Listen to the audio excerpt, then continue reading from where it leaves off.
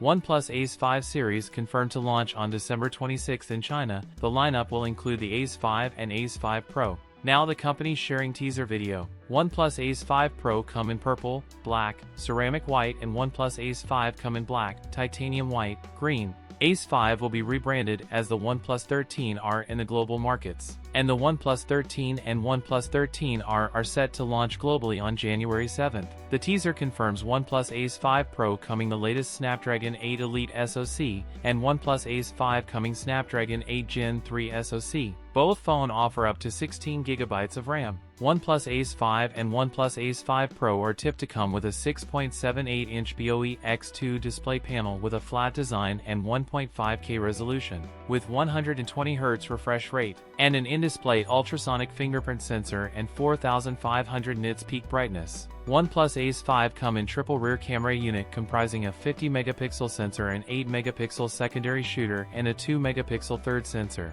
The OnePlus Ace 5 carry a 6,415 mAh battery with 80W fast charging support. That's it for today's video. If you enjoyed it, don't forget to like, comment, and subscribe for more content. Thanks for watching, and I'll see you in the next one.